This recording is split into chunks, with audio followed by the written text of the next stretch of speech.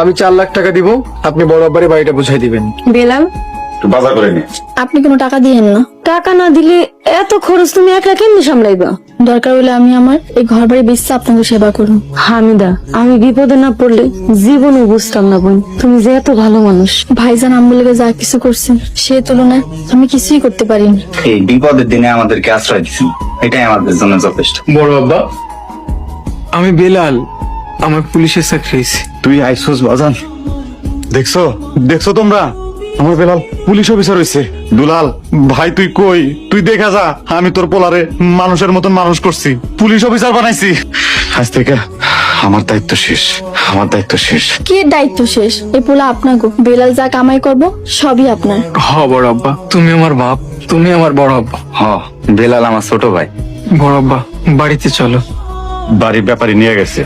আমি টাকা দিয়ে বাড়ি ছাড়ানোর ব্যবস্থা করছি। আলহামদুলিল্লাহ, তোর বড় আব্বারে সুন্দর করে একটা বাড়ি বানাই দিবি। এটা তুমি কি কইতেছো?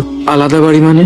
আমার বড় আব্বা আমার মাথার উপর থাকবে, আমার ছায়ার মতো। আমরা একই বাড়িতে থাকবো। তখন থেকে তুমি আমার লগে থাকবা, আমরা সবাই মিলে এক লগে থাকুন। জি ভাবি। চলেন আমাদের সাথে, বাকি জীবনটা আমাদের সাথে একসাথে কাটাবেন।